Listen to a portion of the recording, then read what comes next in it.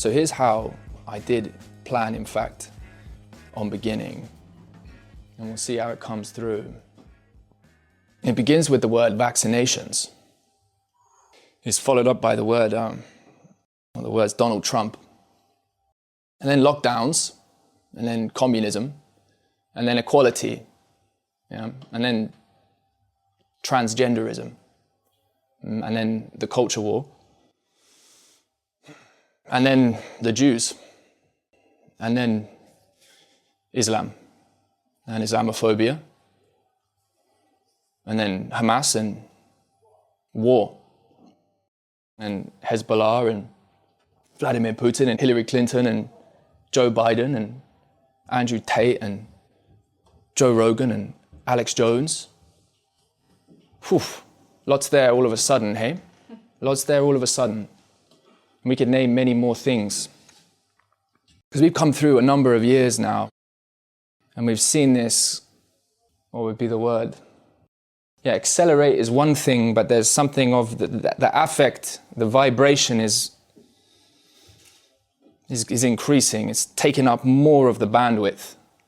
It's moving to a place of, I think, profound saturation. And I think we see this most of all in the context of digital communication. Maybe what it is to open up into conversation with each other above the surface in the context of the institution, in the context of personas, maybe meeting, embedded in various incentives and necessities, need for resources and desire to provide for family and maybe to create and find a little bit of peace in this life. One of the things that has been clear to me, and I think is clear to many people, is just how difficult it is to enter a mode where we can open up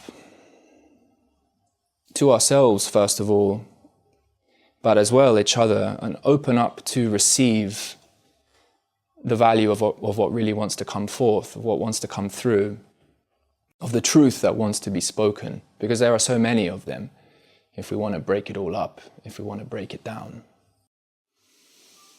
I think it's fair to say I've been longing for a context in which it's possible to speak from a place of profound respect and care, and to do so among others, with others who are choosing to step into that context as adults.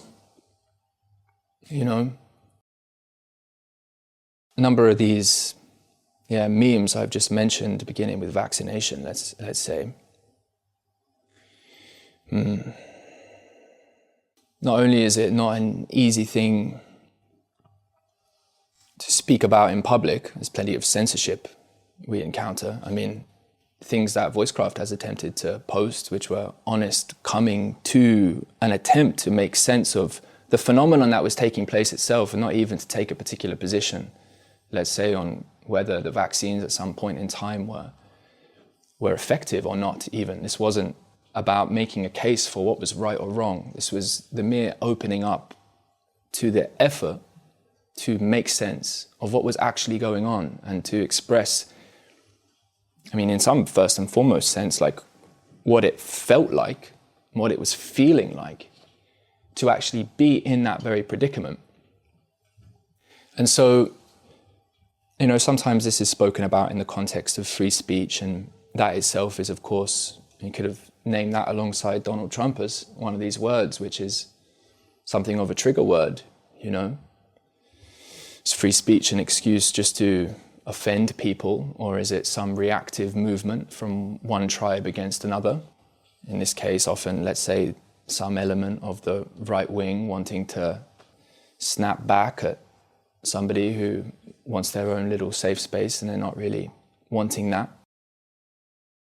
Often I think what is lacking in relation to that particular notion is a care for what it means to, in a sense, protect each other. I'm not sure if, I can't really see too many faces in the crowd, But if he is here, then hello. I read this in a book authored by Tyson Yunkaporta, who's an indigenous scholar and a very interesting thinker.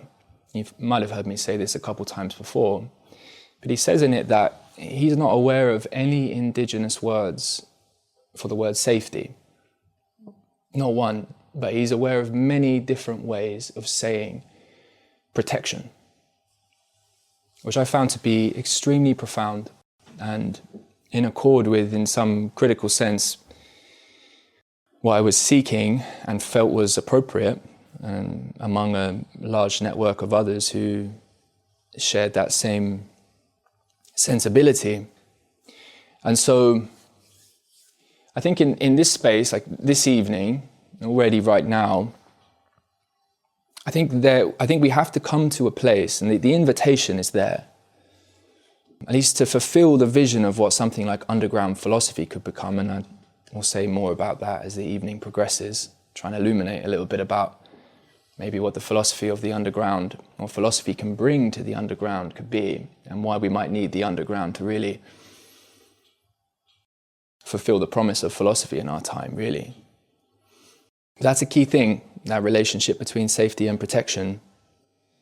And the hope is that over the months and years to come, and this has already been a journey of many years, just moving into a place where it's possible to invite a group of people together who might be open enough to just, okay, let's maybe get a number of things on the table that are unsettling when it comes to knowing, what tribe am I a part of here? You know, is someone the seat over from me necessarily going to line up with all those things which, in my work context, constitute that good opinion? You know, that opinion that if you signal it on whatever social media platform, you know, more or less you're doing your bit to fit in with the group you need to and not ruffle any feathers. And I think we're getting to a place of profound absurdity with that now. And so I've felt a longing for a long time of what it could be like to be part of a field of people, part of a network of people. And this has been in cultivation, you know, we're not starting from scratch, but certainly here in Melbourne, there's something about the affordance, the promise of being able to show up somewhere and being able to open up a profound question of the day. For instance, if we wanted to, and as we did last year, we ran an event that was titled War and Unity. We had, you know, representatives of, in some ways, that conflict present, and there's a tremendous amount of pain there, tremendous amount of trauma, and it's an ongoing thing, and it's an ongoing tragedy, and we find ourselves in it. There's no easy escape from it. There's no easy answer to it. So what is it to relate with that, you know? And so taking on the prospect of opening a space, initiating a field where part of what is drawing people together is that desire to be able to connect and participate in the context of an Overton window that's that little bit more open, where we're actually participating in the protection of it. Not in a way that's trying to sort of sanitize and censor in order to do so, but because in a relational way, in an inside-out way, in the way we meet each other, in the way we treat each other in the process of communication, that we take care of it, that we protect it as much as we can. And I think that's how we build strength, that's how we build resilience, that's how we build anti-fragility. The notion that it could just be safe if only the place was totally safe. I think one of the sad ironies in relation to that is, to the degree that one clamors for a safe space and censors and sanitizes in order to convince themselves that's what they've achieved, they actually open themselves up to more danger, more risk, but it's repressed. Yeah, and to me it's quite clear it's a sign ultimately for the movement of predators to orient that context. Whether to maneuver large blocks of people in the sense of stoking collective ire this way or that, tapping into scapegoat mechanisms, playing into repetitive cycles of effectively traumatization. I was going to use the word victimhood. I'm not trying to make the case that there is no such thing as a victim in some critical sense. Because we're so vulnerable to being victims, we have to be a lot more serious about what it means to actually protect ourselves. And it has to involve some amount of showing up. It has to involve some amount of stepping forth in integrity and cultivating the capacity to communicate. Now, we don't only have to do that with voice. We don't only have to do that with words. And to the degree we thought even conversation was something only filled up by words, we'd be missing what it is. There's a profound exchange of energy taking place. And there's a real difference between truth when voiced with, or voice when it expresses with skin in the game, when it risks, and voice that is just parroting and is just mimicking, and is just speaking that good opinion. There's big differences between those things. One can never, no grace, no beauty, no art. It's not risking. It's not risking. It's not risking disgrace. To create art, to know beauty, to touch that, you have to risk disgrace. There's no doubt about that. And so, but the incredible thing is that actually we can support each other in that process, and we can protect the channel, and we can strengthen the channel, and we can care for that context of communication that enables the cultivation of voice. And I think the other remarkable thing about culture and life is that at this point we've known so many unbelievable art forms. There's so much to draw on. And we've heard some beautiful music this evening. And later on, in fact, I'll be inviting Will back, and we will be expressing through music in response to some of the energy that's present here. This isn't scripted. That won't be scripted either. And over time, I really, really think, and I'm very excited about the possibility for underground philosophy in the voicecraft context more generally, to collaborate with artists and people who want to increase the deep diversity of what it means to contribute to a shared context of art, meaning, value. There's many ways to speak about this. If we want to tap into it at some slightly more esoteric levels, we could speak about the relationship between spirituality and religion and culture. But here I think, in the case of the underground, we're meeting in something like the mess of ecology. That's the invitation here a little bit. The invitation is to observe and maybe lean in a little bit to the mess, fundamentally. To lean into the mess. We have the capacity to metabolize that. Partly why the underground is relevant here is because a lot of what happens in the underground is decomposition. All those fungi. It's a remarkable thing. I learned this a little time ago, that the first soils, I believe, were created through lichen, a type of fungi, metabolizing rock. Metabolizing rock. There's something about searching for that deep rock, metabolizing that, that I think is very, very interesting. Of course, you got to stay with the poetry for it.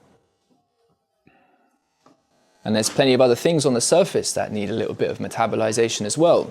We named some of those. Welcome. And so I think really a context where we're a little bit more protected from the ordinary personas of the above ground world, just that little bit more, and where we can't immediately call to the same sorts of sources of authority to orient us, although we're not entirely disconnected from them either. I'm not suggesting that. We can't appeal to them in the same way. And in the context of the underground, the currency, the value that's exchanged and generated, the authority of it comes from that authorship of how you contribute to the channel. In this case, we're in a sort of asymmetric context where all of you are receiving, or at least opening to some degree to receive some of what I'm expressing, and I'm listening too. But as many of you know, in the Voicecraft context, many invitations have been made online and in person to step into conversation, to meet each other and to talk. And of course, that's what we're here for afterwards, if you want to stick around. And the effort with this is really just to share a few signals, and maybe to do a little bit of metabolization up here, a little bit of working with tension and energy, a bit of uncertainty, a bit of expectation, a bit of unknown about essentially what all of this is, how we relate to many of those things I've named, various controversial issues in our time, the things which can prevent us from opening up in some critical sense because we don't feel safe enough to. The idea, I think, is that if there can be enough real-time digestion of some of the tension of essentially like the tremendous gap, I think, between where we are now and the kind of culture that is actually fit to relate with what the fuck's going on, you know? So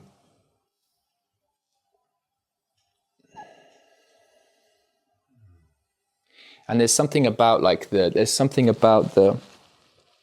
the mad grandiosity of that is just so difficult to ground. And I think partly what this has to be is just an opportunity to return to the kind of presence that is seeking, well, you know what, the words are coming to me here because I will share this with some people online. There's a philosopher named O.G. Rose, who's a core part of the Voicecraft network, and, you know, just an outrageous, an incredible philosopher. He's recently written a book titled Belonging Again. And it's a beautiful phrase, and it's the right turn of phrase there. Can we, as a culture, cultivate a presence that can reattune to the very potential for belonging again? Yeah. And before we actually can hope to claim to say that we've realized whatever structures, whatever systemic address, whatever cultivation of power and resource allocation, right, and deep time participation with the flows of land and climate and all these things, before we could lay out anything approaching a map, insufficient as it would be, to relate with a bunch of that big picture. There's something about the return to the presence that can be with that lack and that hope. That is, in some critical sense, what's at the core. Right? That's got to be at the core. Yeah. And it's always interesting. You can choose different levels at which to try and tap into what fundamentally are the same sorts of flow, and really trying to find, in some sense, the kind of words and expression that can offer some possibility of the cultivation of coherence. And so that's some of that. Now, there was a lot that I had in mind to share that could be worthwhile sharing.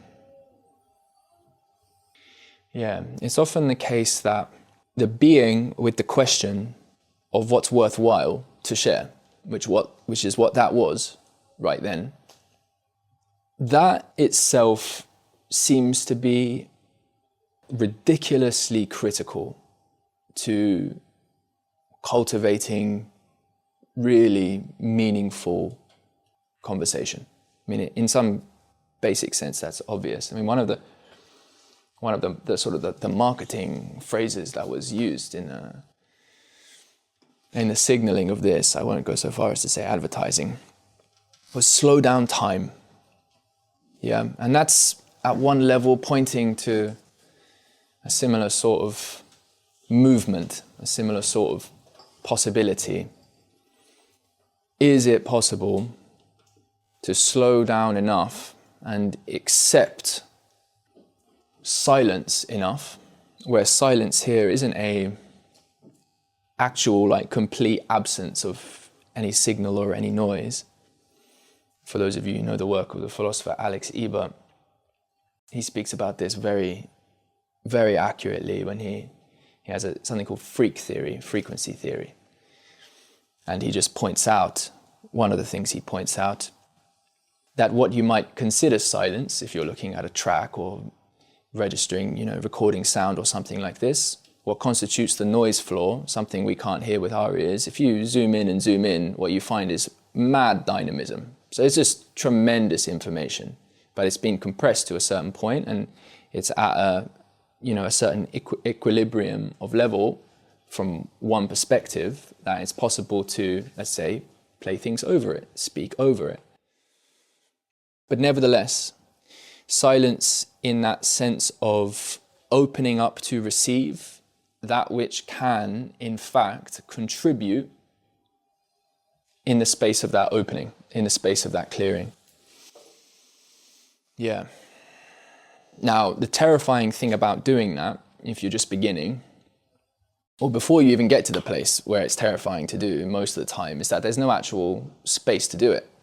The actual frequency of the exchange is most often too jammed. It's like the next thing's got to be said, right? There's no time to actually... And if we don't do that, almost essentially by definition, we are not cultivating we're not undergoing the movement of, you could say, integrity, or integration rather. I like thinking about it slightly more esoterically in terms of the word return. The return, which is the reorientation that makes possible reception. It's an opening. Yeah, it's an opening. One thing for sure that you will not see in any political debate is any genuine reception, right? They're not actually taking on board or really wanting to listen to the value that's being expressed, right? If you start doing that, you're already playing the loser's game in some sense, and we all sort of know that. I find myself saying something that seems so trivial, but I think we have to come back really to the recognition that things which we really ought know to be trivial are simply so absent in the context of cultural communication that they turn out in the end to be ridiculously profound. It's the kind of profundity that is ultimately at play in those durations, in those moments, in that flow that essentially is always already, which you have basically taken for granted.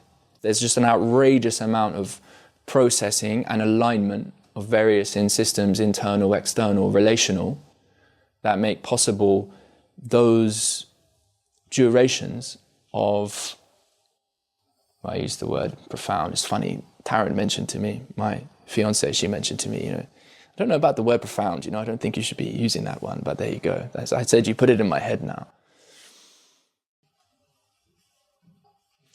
It really is the simple things we take for granted that seem to matter the most, and a return to acknowledge them, a return to re-attunement itself. In that sense, it's a kind of deep sensing of value, a sensing of value and speaking from that place that underlies meaningful exchange. Yeah, that underlies it, right? If anybody, what else? I mean, there's plenty of other things, right? We're trying to just speak to some of the, we're trying to speak to some real fundamental dynamics of what makes possible the kind of connection that needs to be strong enough in this context, that needs to strengthen by virtue of everyone's participation. You know, and there's ins and outs and all the time. I'm not saying it's all inside one tight thing, but enough of a distributed kind of participation that becomes a property of the field itself. It becomes a property of the relational, I mean, expectation's a word that's coming to mind. That's probably not quite right. It's a kind of,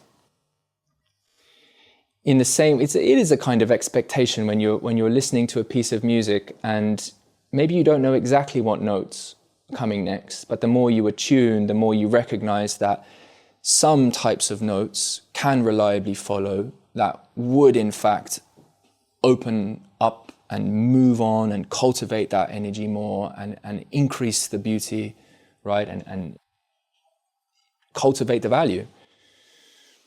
And what I'm saying here, in obviously a way that might not be easy to follow for everyone, and you know, I apologize about that, and I'm also trying.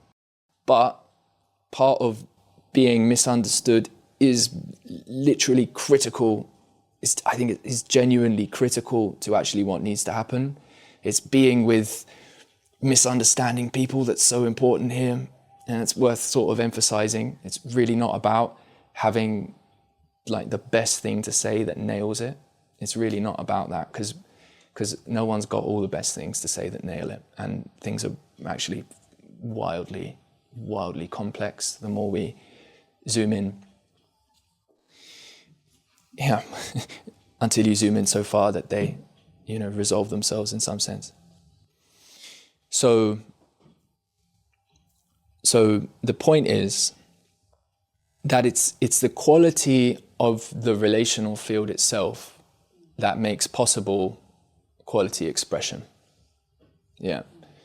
And so it looks to me like if we want to be able to cultivate the kind of response that, I mean, it's really the possibilities for living. I mean, if we want to try and cultivate a response to some of the tensions and questions thrown up by the recent referendum we had on The Voice, then we need a real strong field to be able to do that. Yeah, we need a really strong field to be able to do that. And that's not the kind of thing that can be cultivated with any traditional model of business or anything you can see government be doing. There's a kind of, we're seeking out here a generative artistic response to the breakdown and ridiculous level of forgetting, predation and parasitism on the communicational commons itself, basically. Yeah, we've absolutely cooked that thing, you know, we've just completely fucked it. And currently we're educating people partly unknowingly, partly by virtue of, you know, the kind of the image that's coming to mind here is of some hungry child who recognizes that maybe the only way they can get a piece of bread for themselves or their family is by maybe skipping the queue or stealing it from someone else, you know, something like that. And like ridiculous compassion for that.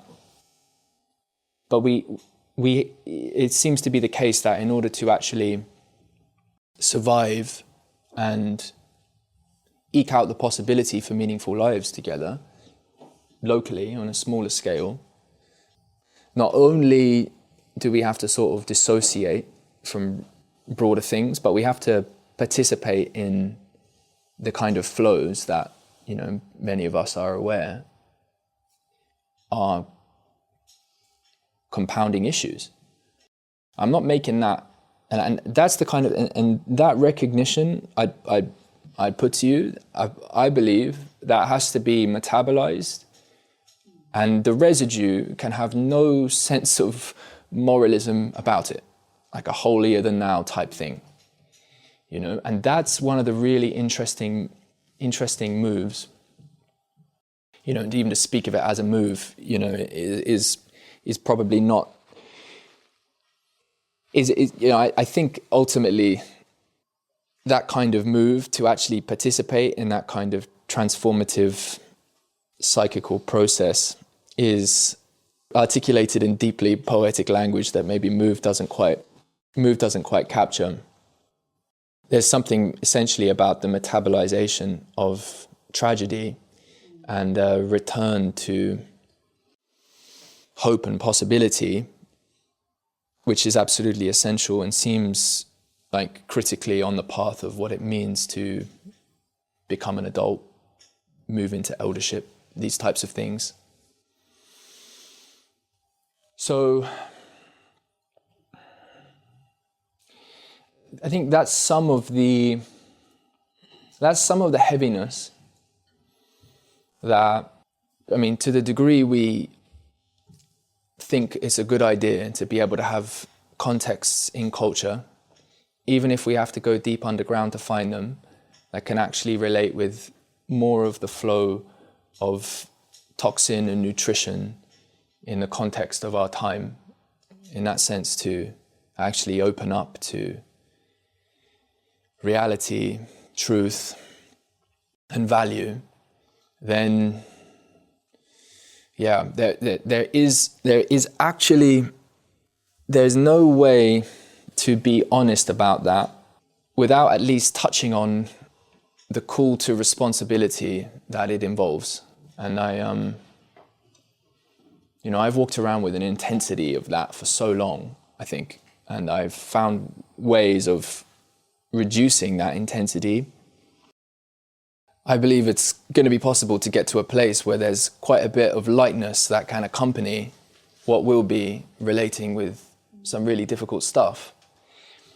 But it seems like what's come through, at least in these last 15 minutes of speaking, is that for the promise of something like underground philosophy to actually become in a way that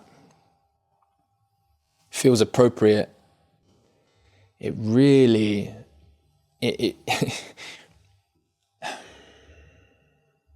well, it requires something of us. Because of course, as much as there's a profound value to be found in the underground, you know, we don't have the same sorts of traditional membranes and boundaries to appeal to. And so it really, well, it requires something of us. So that's that. Let's see. How are we feeling with that? Les, do you reckon? So I think that probably, although there could be many more things to say, I really want to thank you for just listening to me speak for such a length of time. In fact, I will ask for a round of applause to welcome Will back to the piano. Yeah, thank you.